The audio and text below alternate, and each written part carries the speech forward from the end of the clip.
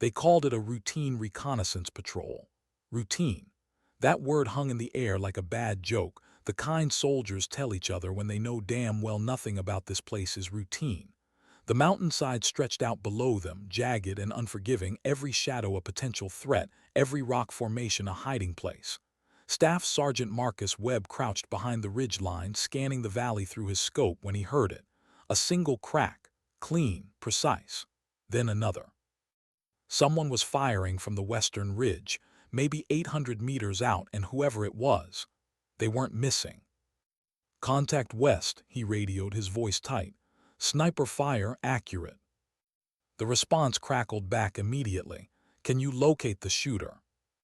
Webb adjusted his scope, searching the ridgeline where the shots had originated. The sun was setting, painting everything in shades of copper and shadow, making it nearly impossible to distinguish shapes from terrain.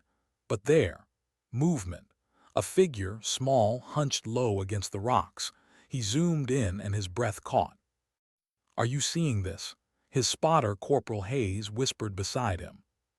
Webb didn't answer immediately. He couldn't, because what he was seeing didn't make sense. The figure on that ridge, the one dropping enemy targets with mechanical precision, looked impossibly young. Small frame, slight build, the kind of silhouette that belonged in a high school cafeteria, not behind a rifle in hostile territory. "Command," Webb radioed, his voice uncertain for the first time in 15 years of service. "We've got a shooter on the western ridge. Friendly, I think, but is that a teenager firing?" "Static, then say again."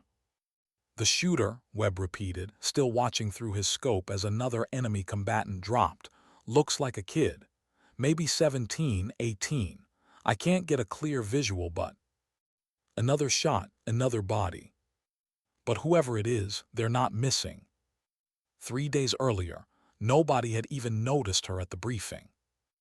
Lieutenant Commander Sarah Chen stood at the back of the operations tent, shoulder pressed against the canvas wall, watching a dozen special operators crowd around the tactical map. They were all men, all older, all with that particular brand of confidence that comes from years of combat deployments. She recognized some of them: Rangers, SEALs, Marine Raiders. The best of the best, called in for what command was calling a critical extraction mission. And then there was her. At 22, Chen was the youngest person in the tent by at least 8 years.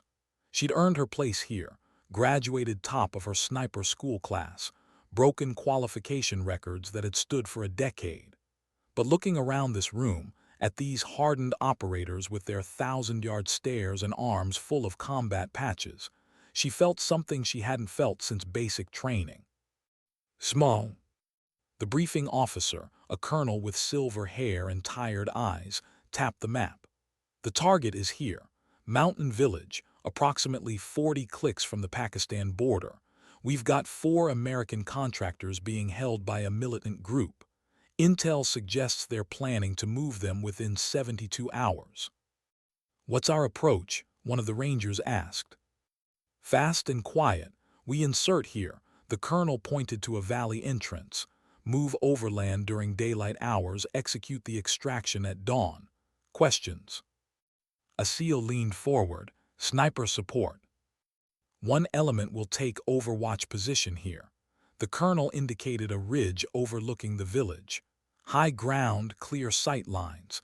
Standard coverage protocol." Chen waited for him to mention her name, to acknowledge that she was the sniper element. But he didn't. He just moved on to discussing exfil routes and air support windows, and the conversation flowed around her like water around a stone. Invisible. When the briefing ended, the operators filed out, discussing loadouts and comm protocols. Chen remained against the wall, holding her folder of ballistic charts and wind calculations, a folder no one had asked to see. "You Chen." She turned. One of the Rangers stood there, younger than the others but still probably pushing 30. He had kind eyes, though. That was something. "Yes, sir." "Don't call me sir, I'm Sergeant Webb." He extended a hand. "You're on Overwatch." "That's the assignment." He studied her for a moment and she could see the calculation happening behind his eyes. The same calculation she'd seen 100 times before. Too young, too small, too female. You ever done real-world Overwatch? He asked. Not in country, she admitted, but I've logged over 200. Training hours, right, he nodded slowly. Look, no disrespect, but this op is serious business. High-value targets, complex terrain, potential for significant enemy contact. You sure you're ready for this? Chen felt something tighten in her chest. Not anger, not exactly. Something deeper. The weight of every person who'd ever looked at her and seen a child playing soldier. I'm here because I earned it, she said quietly. Same as everyone else. Webb held her gaze for a long moment, then nodded. Fair enough, stay sharp out there. He turned to leave, then paused.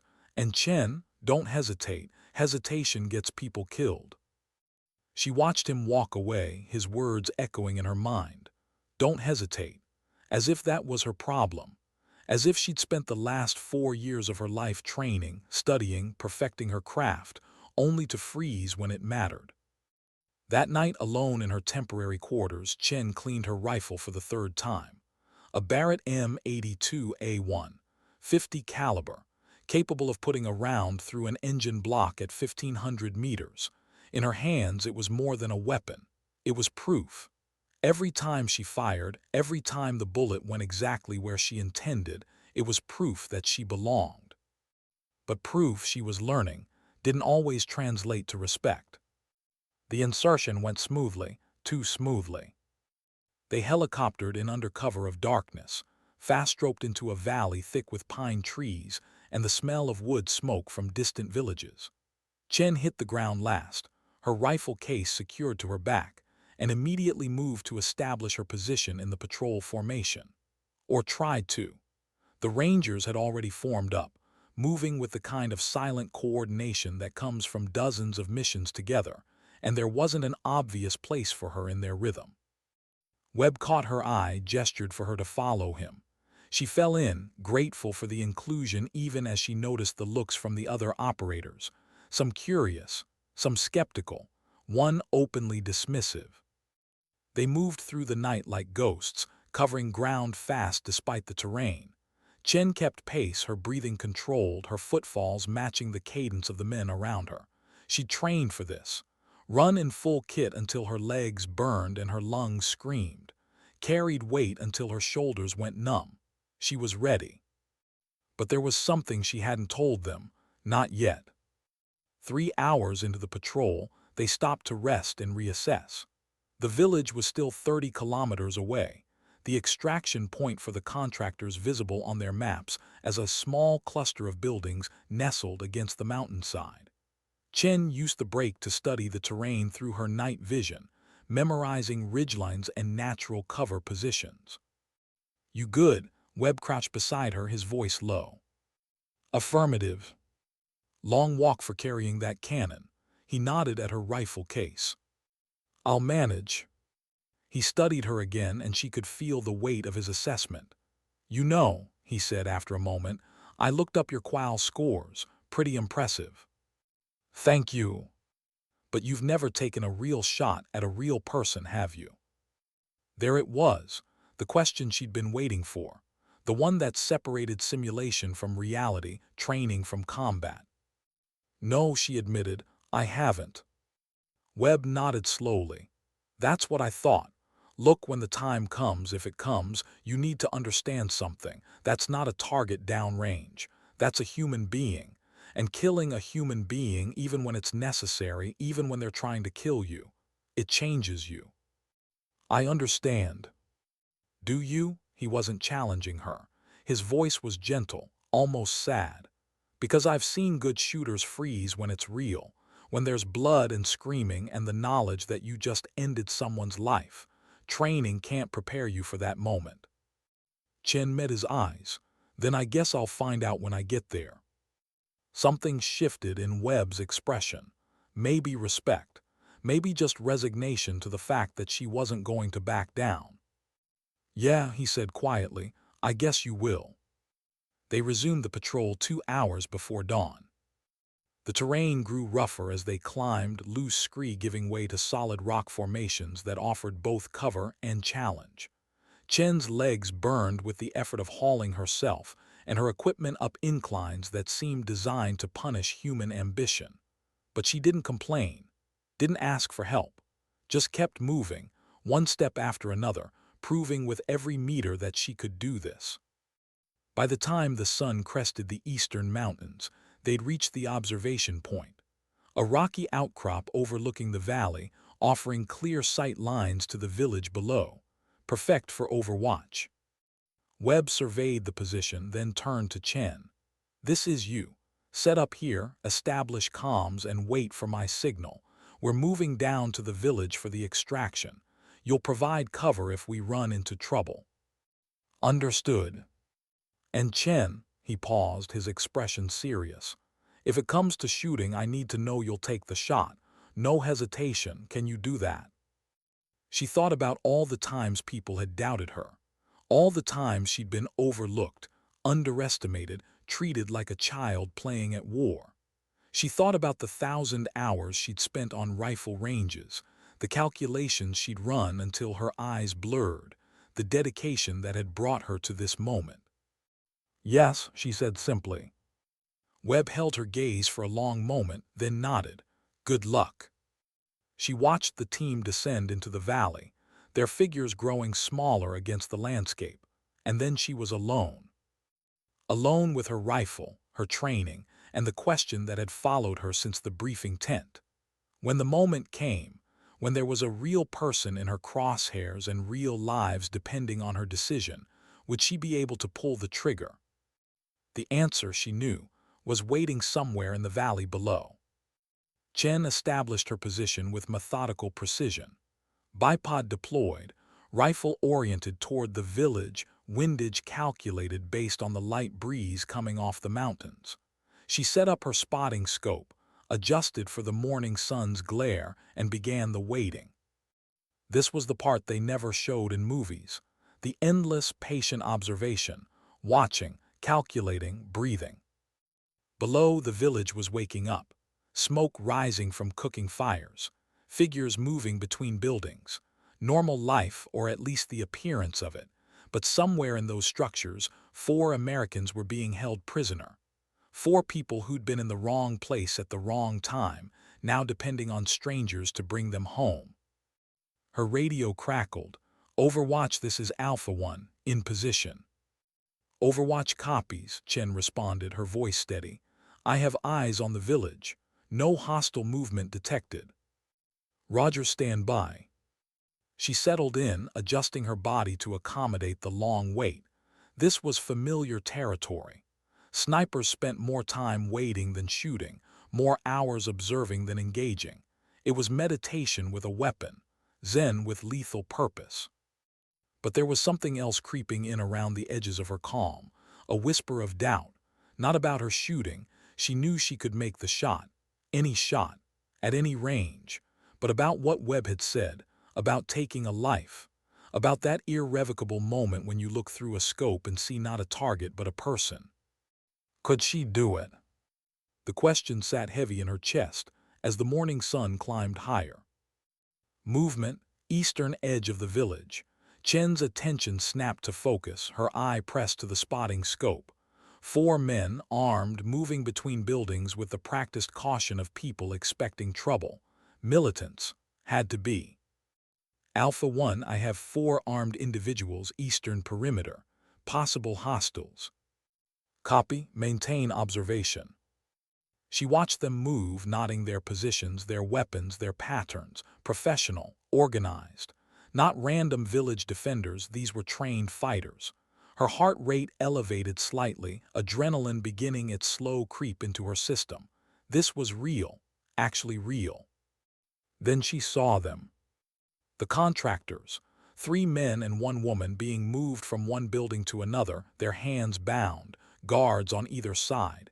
Even at this distance, Chen could see the fear in their movements, the way they stumbled, the exhaustion in their postures. "Alpha 1, I have eyes on the packages. 4 individuals bound, being relocated to a structure on the south side. Copy that, we're adjusting approach. What happened next happened fast. Gunfire erupted from the village. Sudden, chaotic, the distinctive crack of AK-47s filling the morning air. Chen's radio exploded with traffic, contact. They made us, taking fire from multiple positions. And through her scope she watched the extraction team scatter, taking cover, returning fire. The contractors were caught in the open, their guards using them as shields. Overwatch, Webb's voice strained. We need suppression. South side, 2 hostiles using the packages for cover. Chen's hands moved without thought, transitioning from spotting scope to rifle scope, finding the targets. 2 men, rifles raised, crouched behind the American prisoners. Clear shots would be impossible without risking the hostages. Unless... She steadied her breathing, her finger resting on the trigger guard. Not the trigger. Not yet. Because what she was calculating, the angle, the wind, the distance, the minuscule margin for error, was the kind of shot that existed in theory more than practice. Overwatch, I need those positions neutralized, now. Through her scope, she watched one of the guards shift position, his rifle barrel moving toward the extraction team. In that moment, in that fraction of a second, his head became visible beyond his hostage's shoulder. Maybe 6 inches of exposure, maybe less, at 817 meters. Don't hesitate. Chen exhaled half a breath, found that perfect stillness between heartbeats, and squeezed the trigger. The rifle roared. The recoil slammed into her shoulder, and 800 meters away, the guard dropped like someone had cut his strings.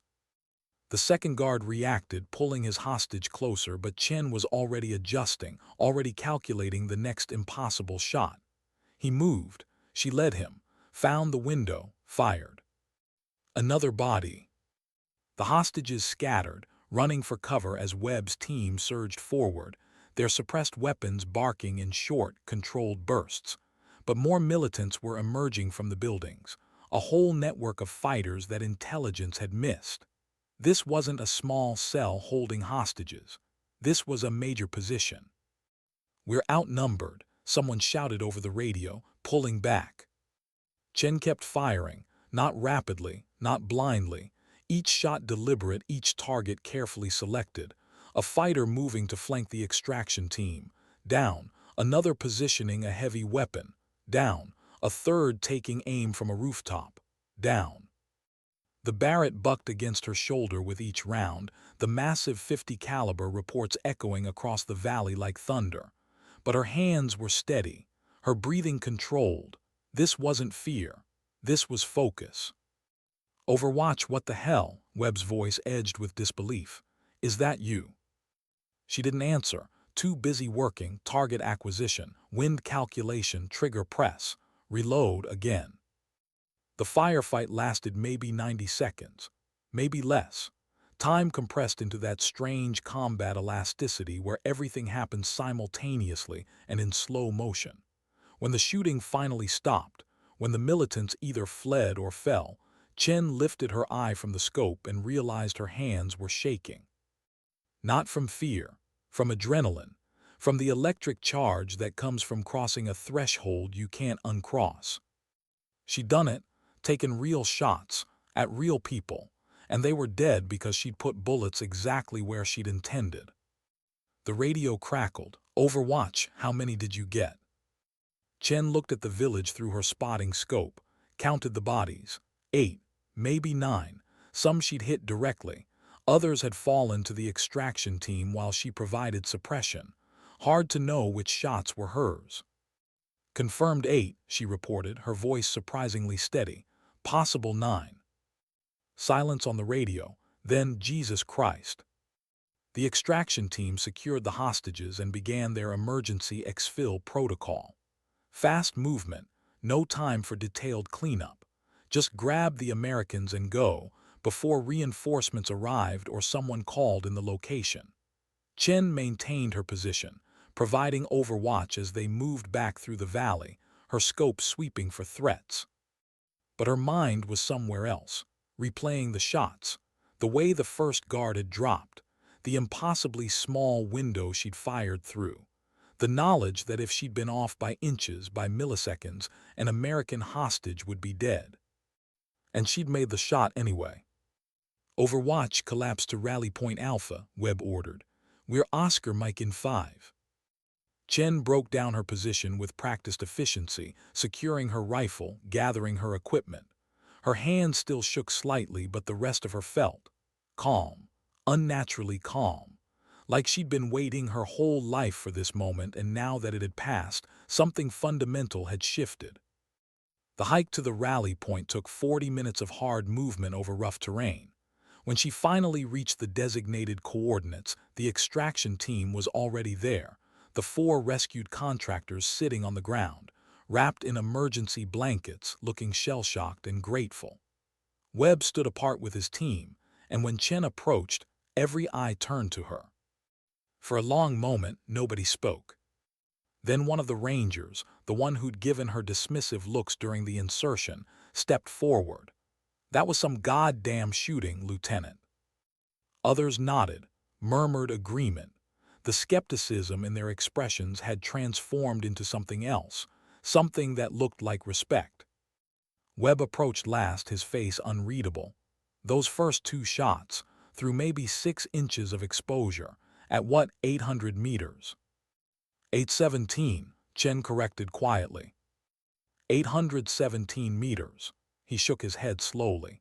I've been doing this for 15 years, worked with some of the best snipers in the military, and I've never seen shooting like that. Thank you, sir. Stop calling me sir. But he was smiling slightly. Seriously, though, how the hell did you make those shots?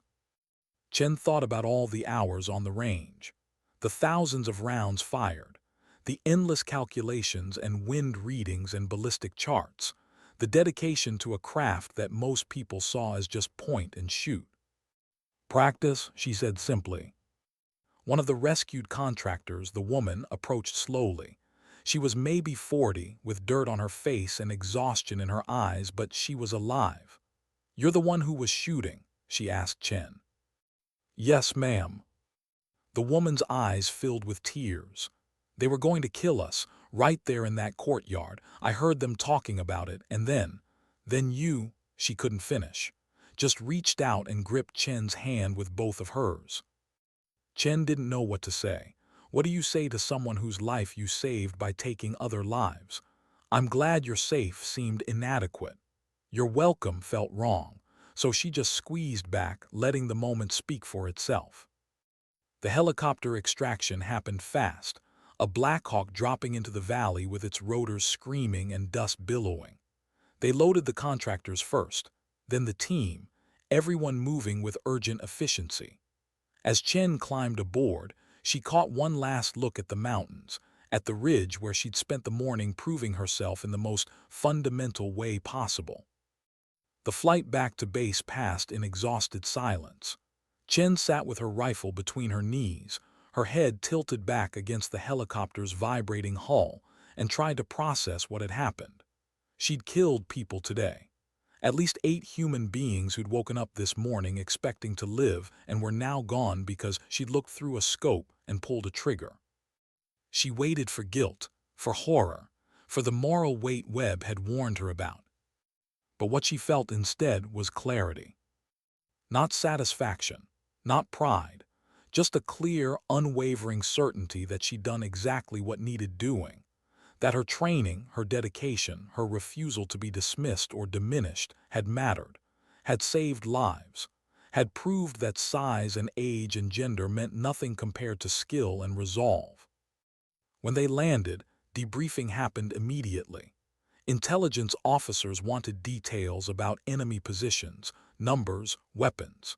Command wanted to understand what had gone wrong with their intel, how a simple extraction had turned into a major firefight, and everyone wanted to know about the shooting. Chen answered their questions with clinical precision. Distances, wind speeds, shot selection. The way she described it made it sound simple, mathematical, just physics and practice. She didn't mention the fear she'd felt, The doubt. The moment before that first shot when she'd wondered if she could actually do it. That was hers to keep. When the debriefing finally ended, Chen walked to her quarters in the late afternoon sun, exhausted down to her bones. She cleaned her rifle one more time, nodding the carbon scoring on the barrel, the smell of burnt powder that would take days to fully dissipate. Evidence of a morning that had changed everything. There was a knock on her door. Webb stood outside, holding 2 bottles of water. Thought you might be thirsty. She accepted one gratefully. Thanks. Can't sleep either, huh? No, sir, I mean no. He leaned against the doorframe. First time's always strange. Doesn't matter how prepared you are. Is it supposed to feel like this? Chen asked. Like nothing. What do you mean? I thought I'd feel worse about the killing, but I just feel tired. Webb nodded slowly. That's normal. The processing comes later. Give it a few days, maybe a week. Your brain needs time to catch up with what your body experienced. Did you feel this way after your first? Yeah, exactly this way. Like I'd crossed some invisible line and couldn't go back, but wasn't sure what was on this side of it. He paused, taking a drink. For what it's worth, you handled yourself better than most people have seen in their first real contact. Those shots were world-class. Thank you. I owe you an apology, Webb continued. When we first met, I judged you, saw how young you looked and assumed inexperience meant inability. That was wrong. Chen shook her head. Everyone judges, I'm used to it. Maybe, but that doesn't make it right. He straightened up. Get some rest. We've got another briefing tomorrow. Command wants you to walk them through your shooting positions, technique, everything. Apparently, there are some people in very high places who are very impressed. After he left, Chen sat on her bunk and finally let herself feel it. All of it. The fear, the exhilaration, the weight of knowing she'd ended lives to save lives, the strange, hollow pride of proving herself in the worst possible way. Her hands still shook slightly. Maybe they always would. But she'd done it, made the impossible shots, saved the team, brought 4 people home who would have died otherwise. And tomorrow, she'd do it again if she had to. Because that was the job, not the glory or the recognition or the respect that came after, just the job, the patient waiting and the perfect shot and the absolute commitment to bringing everyone home. She laid back on her bunk, staring at the ceiling, and thought about dignity, about how it doesn't announce itself, doesn't demand attention or prove itself through words. It simply acts. The mountain air was different the second time. Colder, sharper, like the valley itself remembered what had happened the week before and resented the intrusion. Chen adjusted her pack straps and followed Webb's team deeper into the same terrain where she'd made her name, where 8 carefully placed shots had transformed her from a question mark into a certainty. But something felt wrong. The mission brief had been sparse. Reconnaissance only, the colonel had said. Same sector as last week. We need to assess remaining enemy presence, determine if they're regrouping. No engagement unless absolutely necessary. Reconnaissance. Right. Chen had learned enough about military operations to know that reconnaissance often meant something very different once boots hit ground. They'd inserted the previous night, established a temporary base in a cave system 3 kilometers from the village. Now, with dawn breaking over the eastern peaks, they were moving into observation positions. Chen's assignment was the same ridge she'd occupied before, the high ground overlooking the valley. This time, nobody questioned whether she belonged there. Set up here, Webb said when they reached the position. Same sight lines as before. Hopper and I will take the southern approach, see what we can see from ground level.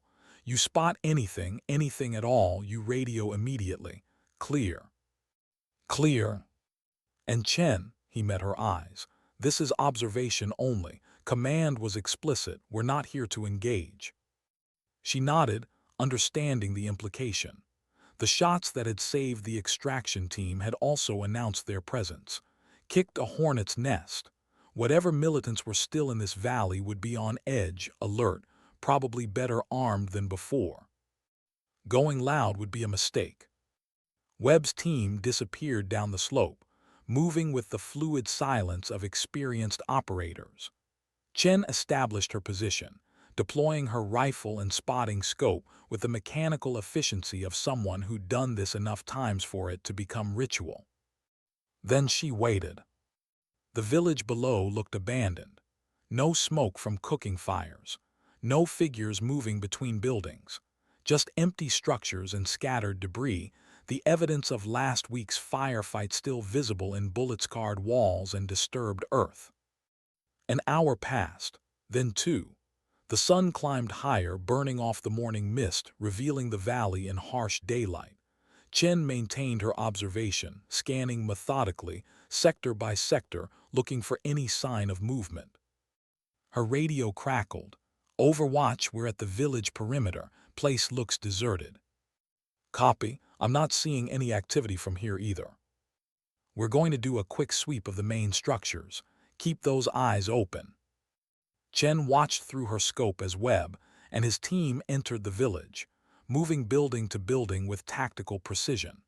Clearing corners, checking windows, searching for any indication of enemy presence or intelligence value. She almost missed it. A glint, brief, tiny, from a ridge on the opposite side of the valley, maybe 1,500 meters from her position, sunlight reflecting off glass, or a scope. Chen's blood went cold. "Alpha 1, she radioed, keeping her voice calm, "possible hostile position, western ridge. I caught reflection, possible optics." "Can you confirm?" She focused her spotting scope on the location, searching the terrain. There, a depression in the rocks, natural cover, perfect position for overwatch, and inside that depression, barely visible, the outline of a human form. "Confirmed. One individual concealed position, western ridge, appears to be observing your location." Silence on the radio, then "Shit, they're watching us." "Do you want me to?" "Negative, hold position, we're pulling back." Chen kept her scope trained on the enemy position, watching as the figure shifted slightly. She could see the rifle now. Long barrel, probably a Dragunov or similar. Russian-made sniper rifle, common among militant groups in this region. And it was aimed at Webb's team. "Alpha 1, he's got a rifle. He's tracking your movement." "Copy, moving to cover." But Webb's team was exposed in the village square, caught between buildings with limited concealment. If the enemy sniper decided to engage, someone was going to die. Chen's finger moved to her trigger guard, not the trigger, not yet, because orders were orders, reconnaissance only, no engagement unless absolutely necessary. She watched the enemy sniper adjust his position, settling into his scope, watched his barrel track Webb's team as they moved toward cover, watched his finger move to his trigger. "He's going to shoot," Chen radioed, her voice tight. "Overwatch, do not engage. I repeat, do not." The enemy rifle bucked. A puff of dirt erupted near Webb's feet. The shot had missed by inches, the sniper adjusting for a second attempt. Chen watched his barrel shift, watched him compensate for wind and distance. She had maybe 2 seconds to decide. Orders said don't engage. Training said save your team. Conscience said you know what needs to happen. Chen steadied her breathing, found the enemy sniper in her crosshairs. 1,500 meters. Wind left to right, maybe 8 knots. Uphill shot, compensate for bullet drop.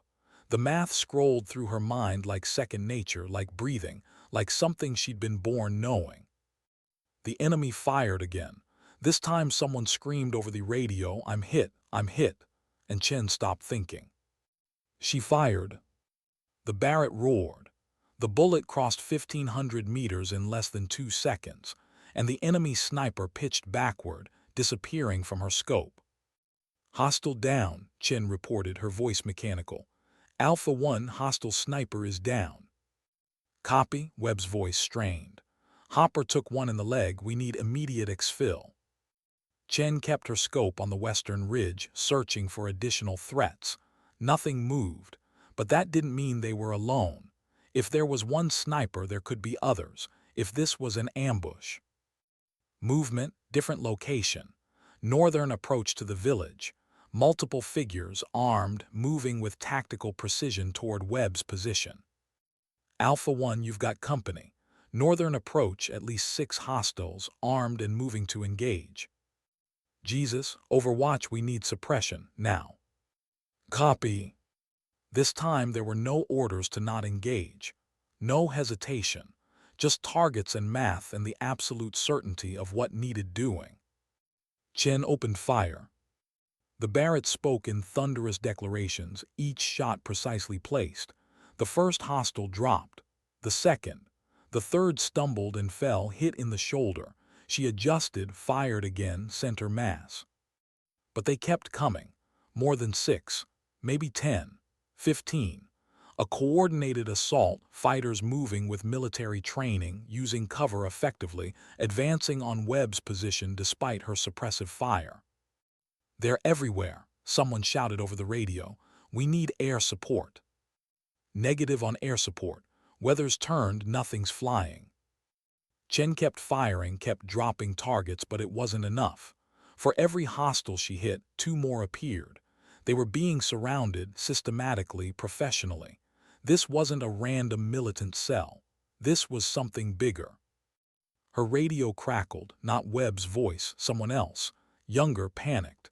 Is that a teenager firing? Who the hell is shooting? Chen didn't answer. Too busy reloading, too busy acquiring new targets. But she heard Webb's response, strained but certain. That's our guardian angel, and she doesn't miss. The firefight intensified. Chen's world narrowed to the scope, the trigger, the mechanical sequence of fine-dame fire reload. Her shoulder ached from the Barrett's recoil. Her ears rang despite her hearing protection. Sweat stung her eyes. But her hands stayed steady. Target fire, down target fire, down target fire, miss, compensate fire again, down. She lost count of the rounds she'd fired. Lost track of how many bodies littered the approaches to the village. All that mattered was keeping the hostiles away from her team, buying time for them to consolidate, to set up a defensive position, to survive. Overwatch, Webb radioed. We're pinned down in the market building, southeast corner. Can you keep them off us? Affirmative. Chen shifted her focus to the market building, identifying the approach vectors, the natural cover positions an attacker would use. She began firing preemptively, putting rounds into likely positions before hostiles could occupy them, denying them terrain, making every approach a death sentence. It worked. The assault slowed. The hostiles went to ground, reluctant to advance into what had become a kill zone maintained by a single sniper they couldn't locate. For 10 minutes, maybe 15, Chen maintained absolute fire superiority. Every hostile who tried to move toward the market building became a target. Every attempt to flank or maneuver met with precisely placed 50 caliber rounds that didn't just wound, they ended fights permanently. The radio traffic was constant now. Webb coordinating defensive positions. Someone calling for medical supplies. Another voice requesting explosive ordnance for building demo if they needed to make a run for it. And underneath it all, that same young voice, tinged with awe, she's still shooting. How is she still shooting? Because that's what snipers do, Chen thought. We don't get tired, we don't get scared, we just keep working. But she was getting low on ammunition. The Barrett's magazine capacity was finite, and she'd burned through her basic load faster than planned. 3 magazines left, maybe 40 rounds total, enough for another 10, 15 minutes of sustained fire. Then what? The answer came from an unexpected source. All stations, this is Reaper 6-1. We're on station with eyes on your position. Hellfire's hot and ready. Request targeting data. Air support. An armed drone overhead ready to bring precision strikes to bear. Chen felt something loosen in her chest. Not relief. Not exactly. Just the recognition that they might actually survive this. Webb immediately began calling out targets. Reaper 6-1, I need danger-close strikes on the following coordinates. The Hellfire missiles fell like judgment. Precise. Devastating. Turning hostile positions into craters of fire and debris. The pressure on the market building evaporated as the enemy fighters scattered, seeking cover from the aerial assault. Alpha 1, we're extracting now, Webb radioed. Overwatch, collapse to exfil Point Bravo. Fast movers inbound in 20 minutes for emergency extraction. Chen broke down her position quickly, securing her rifle, abandoning her spent magazines. No time for a police call. Just grab what matters and move. The descent from the ridge was brutal. Steep terrain, loose rock, all of it while carrying a 50-pound rifle and full kit. Her legs burned. Her lungs heaved. But she didn't slow down. Because somewhere behind her, hostile fighters were regrouping. And ahead, Webb's team was moving with a wounded man toward extraction. Speed mattered. Everything else was secondary. She reached exfil Point Bravo 17 minutes later, chest heaving, legs shaking from exertion. Webb's team was already there. Hopper laid out on a stretcher with a pressure bandage on his thigh and morphine in his system. You made it, Webb said when he saw her. Barely. You saved us again. Chen shook her head. The drone saved us, I just bought time. Time is what we needed. He paused, studying her. That shot, the enemy sniper, 1,500 meters. Thereabouts. Uphill in wind, first round hit. Yes. Webb let out a slow breath. I've been in this business a long time, seen a lot of snipers, some of them legendary, and I've never seen anyone make the shots you make. Before Chen could respond, the extraction helicopters appeared, 2 Blackhawks screaming over the ridgeline with door guns manned and ready. They landed in a storm of dust and noise, and everyone moved at once, loading Hopper, securing equipment, climbing aboard. Chen was the last one in.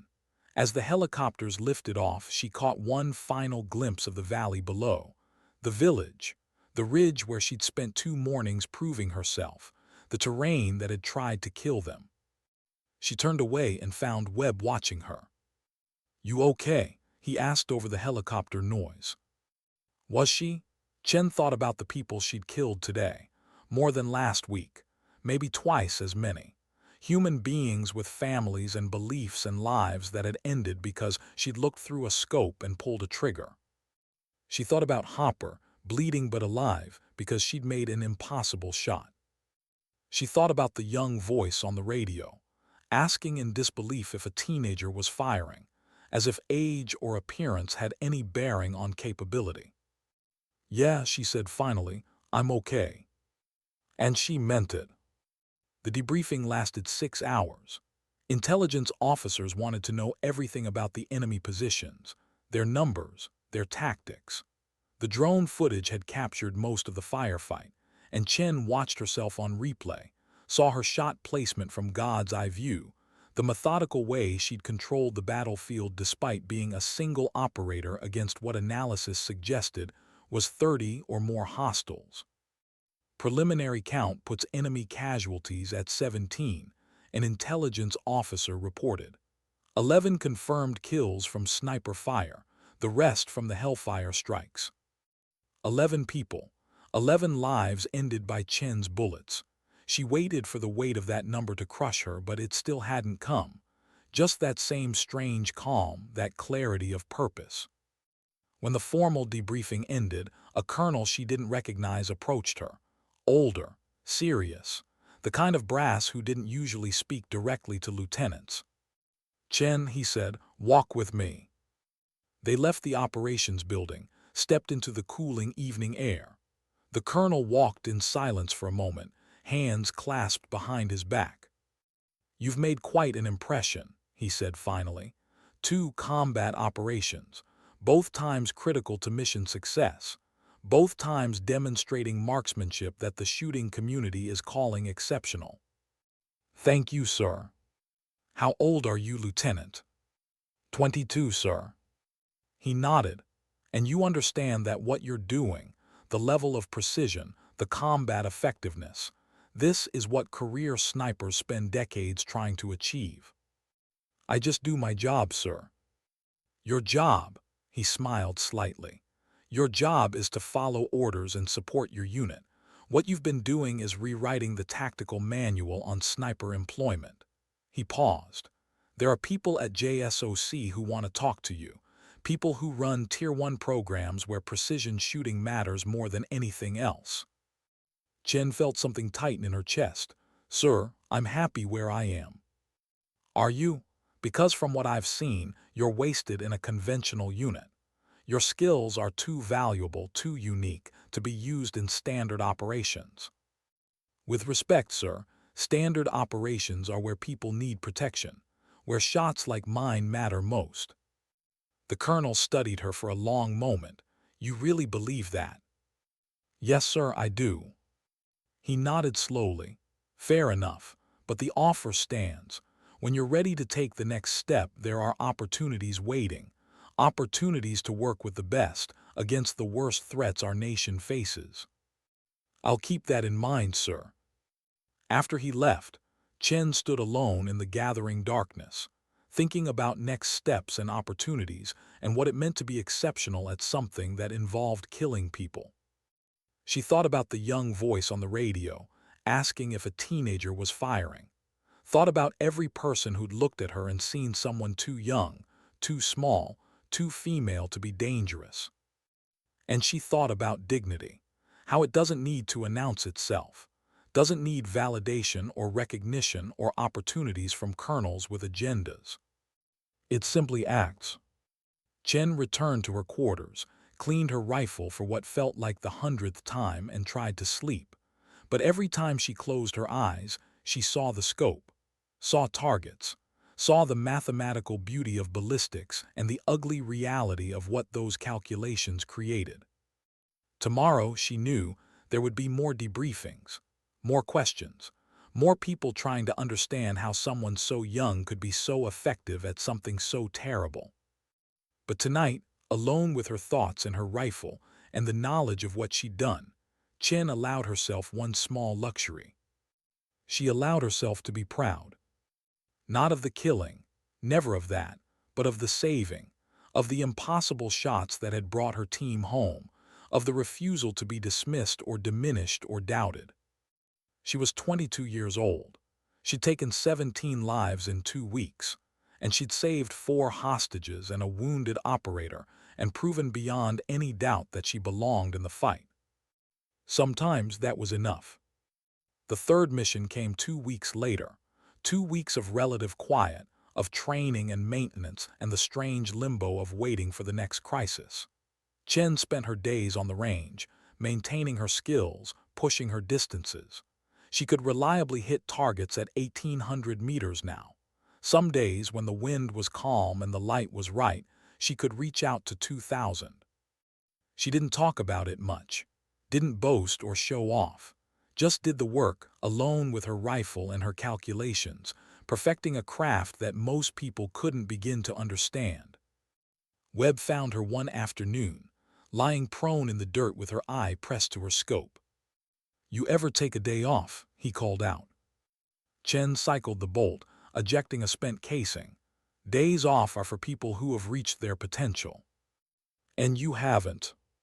Have you?" He laughed. "Fair point." He waited while she finished her string, 5 shots at a target over a mile away, then approached as she was packing up. "We've got a new mission. Command wants you specifically." "What kind of mission?" "The kind where your particular skill set is required." Webb's expression was serious. "There's a situation developing. American journalists taken hostage by a splinter group in the tribal areas. They're threatening execution if their demands aren't met within 48 hours. Rescue operation. Surgical extraction. Small team, high risk, zero room for error." He paused. And according to intelligence, the journalist is being held in a compound with overlapping fields of fire, multiple guards, professional security. We can't go loud without getting her killed. Chen understood immediately. You need someone to thin the herd before the assault. We need someone who can make impossible shots look routine. Webb met her eyes. We need you. The briefing happened that night. A dozen special operators crammed into a small room, studying satellite imagery and floor plans. The compound was in the mountains, naturally defensible, with guards posted at multiple elevated positions. This is the target, the mission commander said, pointing to a circled structure on the overhead view. Intelligence indicates the journalist is being held here in the central building. These positions, he indicated 4 guard towers, maintain 24-hour watch, overlapping fields of fire. Anyone approaching the compound will be seen and engaged. What's the plan? One of the SEALs asked. Overwatch neutralizes the guard positions. Assault team fast ropes directly into the compound under cover of darkness. 30 seconds to breach, grab the journalist, and exfil before reinforcements arrive. Everyone turned to look at Chen. She studied the imagery, calculating distances, angles. The guard towers were spread out, maybe 300 meters separating the furthest positions. Taking them all down would require speed, precision, and the ability to shift targets faster than the guards could react. Can you do it? The commander asked. Chen looked at the 4 guard positions, looked at the topographic map showing where she'd set up, looked at the mission timeline that gave her maybe 90 seconds to eliminate 4 targets. Yes, she said. No hesitation. None. The commander nodded. Good, because if you miss, if even one of those guards gets off a shot or raises an alarm, the journalist dies and my team is compromised. Everything depends on your first shots being perfect. No pressure, Chen thought. Just 4 lives to take to save 1 life, all of it happening in the span of a breath. Just another day. They inserted 36 hours later, helicoptered into the mountains under cover of a moonless night. Chen's position was a rocky outcrop 700 meters from the compound, offering clear sight lines to all 4 guard towers. Not as distant as some of her previous shots, but the challenge wasn't distance, it was speed. She had to drop all 4 guards before any of them could react, before any of them could radio a warning or fire a shot. 4 targets, 4 different angles, 90 seconds maximum. Chen set up her position with meticulous care, rifle steady on its bipod, spotting scope positioned for quick target acquisition, extra magazines within easy reach. She calculated the windage for each position, noted the variations caused by the compound's layout, memorized the sequence she'd use. Upper right tower first, highest elevation, best overall view, then lower left closest to the main building, then upper left, then lower right. Clockwise pattern, natural flow, minimal adjustment between shots. She rehearsed the sequence in her mind, again and again, until it became muscle memory. All stations, this is Alpha 1, Webb radioed. Insertion in 5 minutes. Overwatch weapon status. Overwatch is in position, weapons hot. Copy, initiate on my mark. 3, 2, 1, mark. Chen's world narrowed to the scope. Upper right tower. Guard visible, rifle slung over his shoulder, scanning the valley with binoculars, unaware that death was looking back at him. She steadied her breathing, found that perfect stillness, squeezed the trigger. The Barrett roared, the guard dropped. Lower left tower. Second guard already turning toward the sound. Chen had shifted before the first body hit the ground, finding her second target, adjusting for the new angle. Fire. Another body. Upper left tower. Third guard now alert, bringing his rifle up, searching for the source of the shots. Too slow. Fire. Down. Lower right tower. Fourth guard running, shouting into his radio. Chen led him, calculated his movement, put a round through his chest as he reached for the alarm button. 4 shots, 15 seconds, 4 guards who'd never known what hit them. "Towers are clear," Chen reported, her voice calm despite her racing heart. "Assault team is clear to proceed." The helicopters came in fast, 3 Blackhawks in tight formation, their rotor wash creating a storm of dust and noise. Ropes deployed. Operators fast roped down, hitting the compound ground running. Chen kept her scope moving, searching for threats. 2 more guards emerged from the main building, rifles raised. She dropped them both before they could fire. Another appeared from a side structure down. A 4th tried to run down. "We've got the package," Webb's voice strained but triumphant. "Exfilling now." Chen watched through her scope as the assault team emerged from the main building, a woman between them, the journalist, alive, moving under her own power. They loaded into the helicopters, covering each other, professional and efficient. More guards appeared. A whole squad, maybe 8 men, weapons up, firing at the departing helicopters. Chen began methodical suppression, her shots forcing them to cover, buying her team the seconds they needed. "Overwatch collapse now," Webb ordered. "We're not leaving you." One of the helicopters broke formation, swinging toward her position. Chen grabbed her rifle, abandoning everything else, and ran for the improvised landing zone. Behind her, rounds cracked through the air, hostile fire searching for her. The helicopter barely touched down, its skids hovering a foot off the ground. Chen dove through the open door and they were airborne immediately, climbing hard, the compound shrinking below them. She lay on the helicopter floor, breathing hard, her rifle clutched to her chest. Someone pulled her further inside, helped her sit up. The journalist, wrapped in a blanket, stared at her with wide eyes.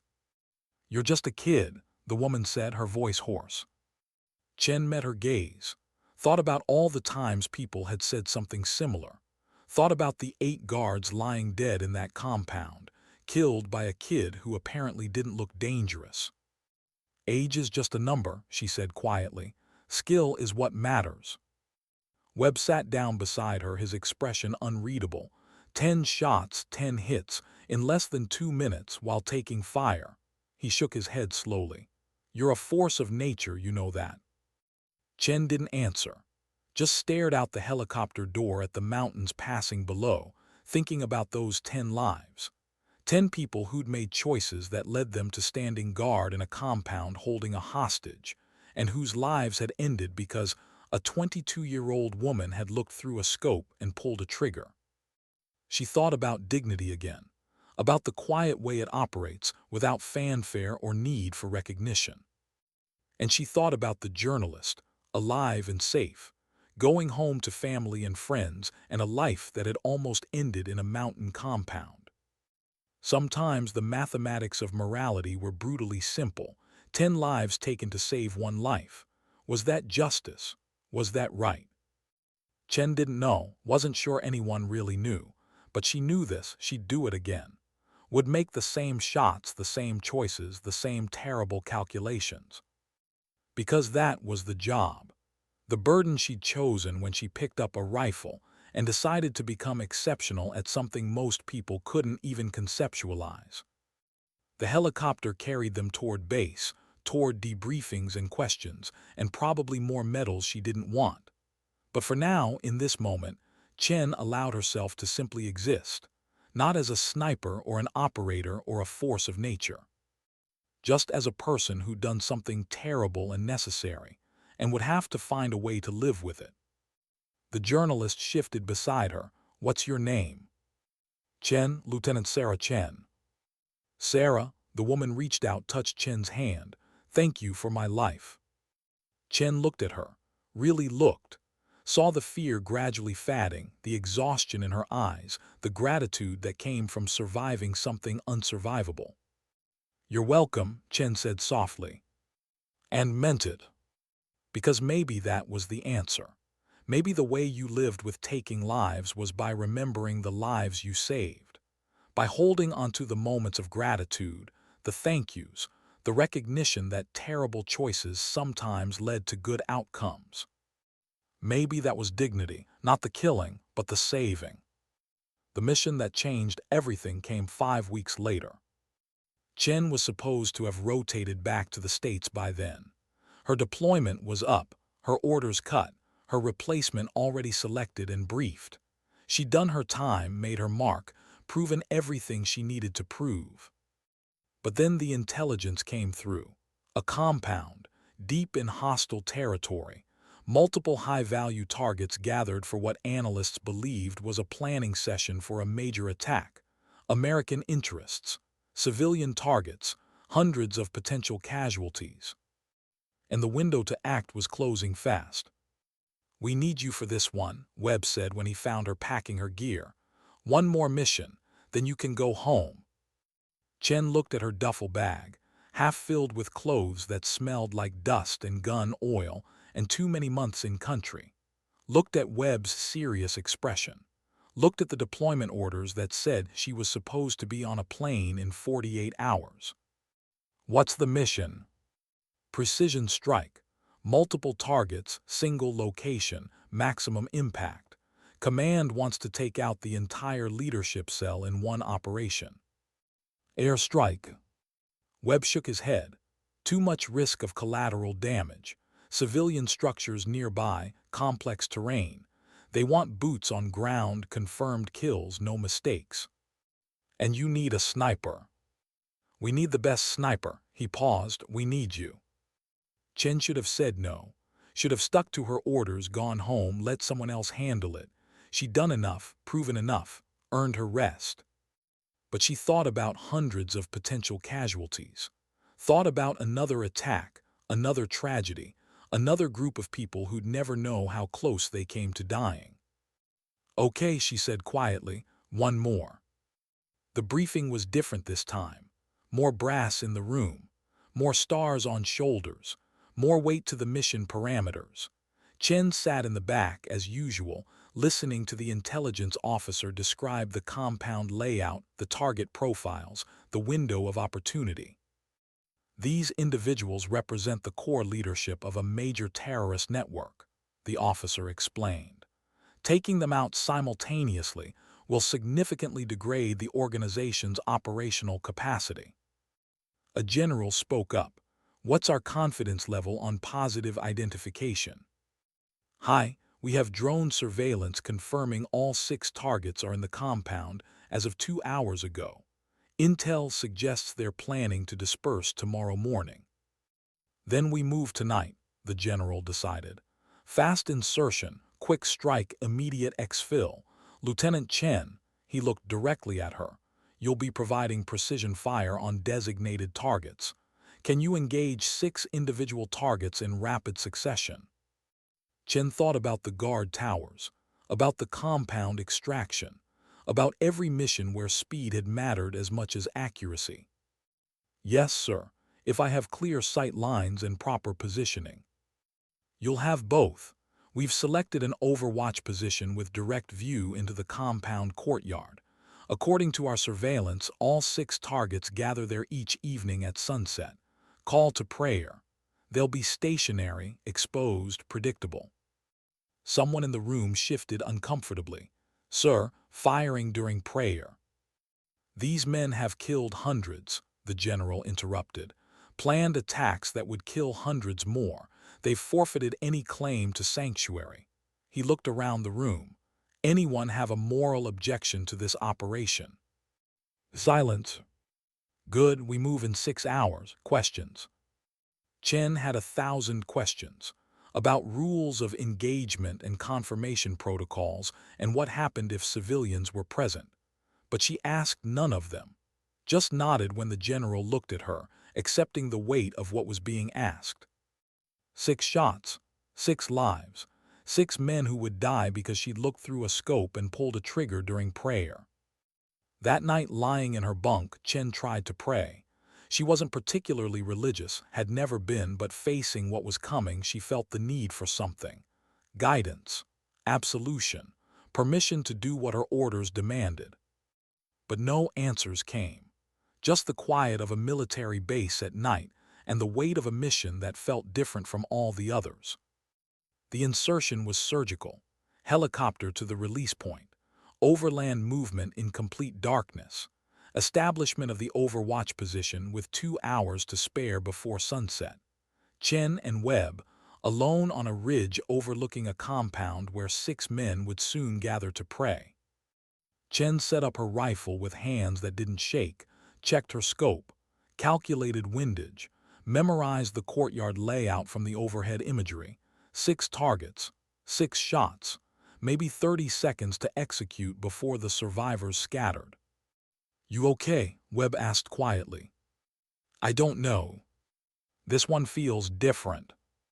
"They all feel different, but this," she trailed off, trying to articulate the unease. "They're gathering to pray. I'll be killing them while they're praying."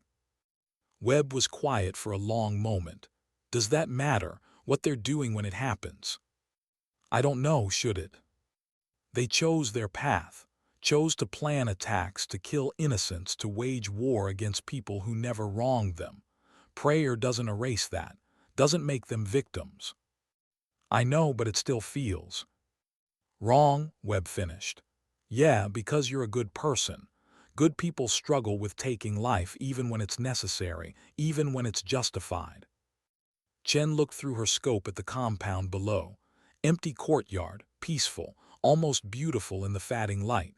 In an hour, 6 men would gather there, and she would end them. "What if I can't do it?" she asked quietly. "Then we abort and try another approach." "But Chen," he waited until she looked at him. "I think you can. I think you're the strongest person I've ever met. Not because you don't feel the weight of this, but because you do and you still show up." The sun descended toward the horizon. The call to prayer echoed across the valley, amplified through speakers, beautiful and mournful. And the 6 men emerged from the main building, walking toward the courtyard with rolled prayer mats under their arms. Chen's heart hammered against her ribs. Her finger rested on the trigger guard, not the trigger. Not yet. Because once she started, there was no stopping, no taking it back. Just 6 rapid shots and 6 men dead, and the knowledge she'd killed them during one of their most sacred acts. Through her scope, she watched them arrange their prayer mats, watched them kneel, watched them begin their prayers, faces turned toward Mecca, completely unaware of the woman on a distant ridge calculating their deaths. "Overwatch, you have authorization to engage," the radio crackled. "Execute at your discretion." Chen's hands were steady, her breathing controlled. Every technical aspect of the shot was perfect. The only thing uncertain was her willingness to pull the trigger. She thought about the hundreds of potential casualties these men had planned, thought about families who would grieve if their plots succeeded, thought about the calculus of morality that traded 6 lives for hundreds. She thought about dignity, about the quiet way it operates, about acting without speaking, without explaining, without seeking permission or forgiveness. And she fired. 6 shots, 30 seconds, 6 men who never stood up from their prayers. Chen lifted her eye from the scope and something fundamental shifted inside her. Not guilt, not pride, just a deep, bone-weary acknowledgement of what she'd become.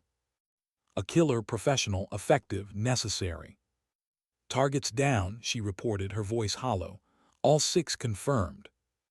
"Copy, good work, Overwatch. Collapse to exfil point." The extraction happened in silence.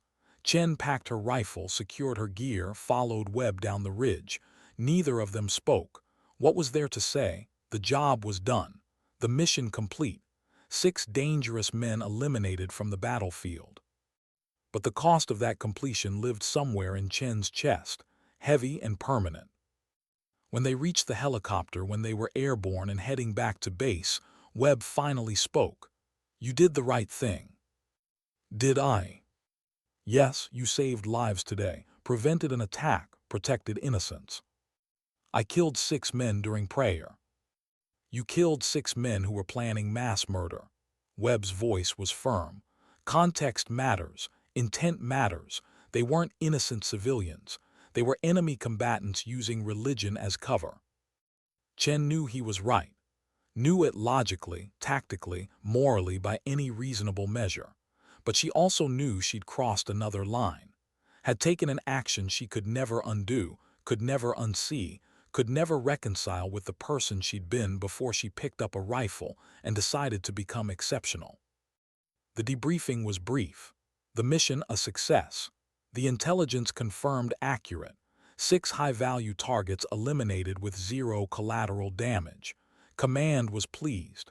The general personally thanked her, mentioned commendations, talked about what this meant for regional stability. Chen nodded in all the right places, said the right things, accepted the congratulations with appropriate humility. But inside she felt hollow.